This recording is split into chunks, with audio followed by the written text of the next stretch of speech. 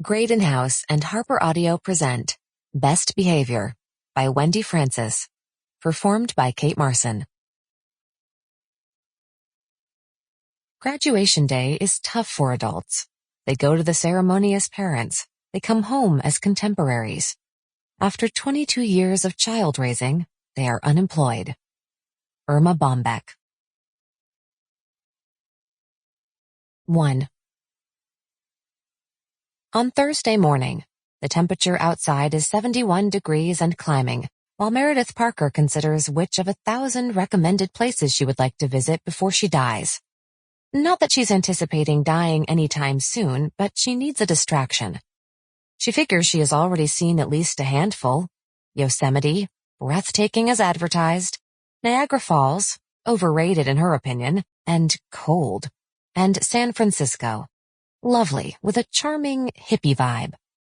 It's the exotic locales that have eluded her over the past 46 years. Places like Tahiti or Rome or the Swiss Alps.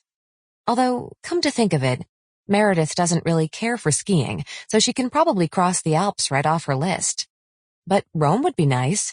All that history and pasta. And wine. A cheap fare must be available on one of those best deal websites if she searches long enough. Yes, she's fairly certain she can persuade her husband, Joel, that Rome should be their first ever international destination.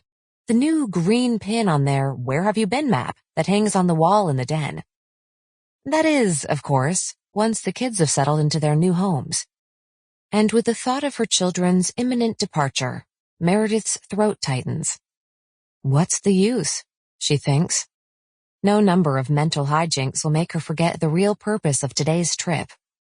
She, Joel, and her mother Carol are tracing the familiar route up from New Haven to Boston, as they have dozens of times before, the trees beyond the window zipping by in a curtain of emerald green. But this weekend will be different.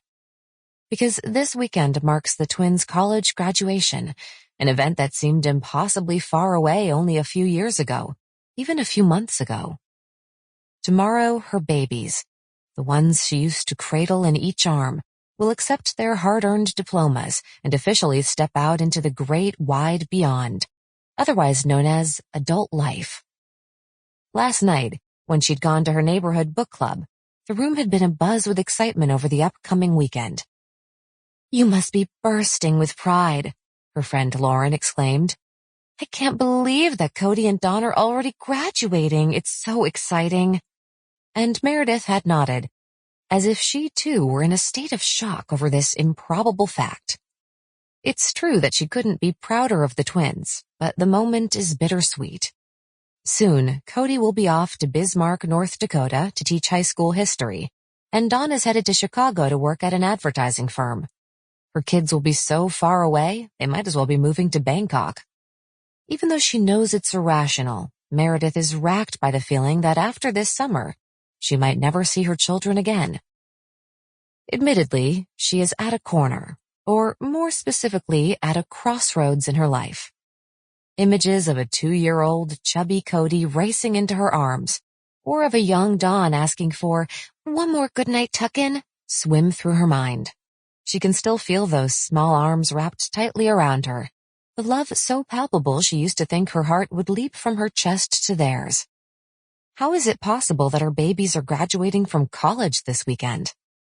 With Lauren's comment, Meredith had cast her gaze around the book group, who, truth be told, rarely ever discussed the book at hand, and realized with a start that the difference between her own life and that of her friends suddenly stretched before her like a giant yawning chasm.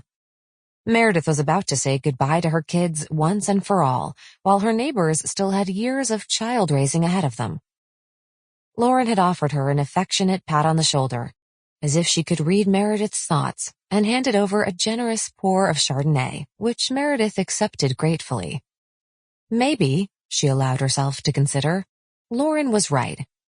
Maybe the graduation weekend would be exciting, as pleasing as a perfectly folded fitted sheet. Tuck this person into that corner, that person over there, smooth it, and everyone would get along swimmingly. Given her patched-together hybrid family, though, Meredith sincerely doubts it. Her ex-husband Sample complete. Ready to continue?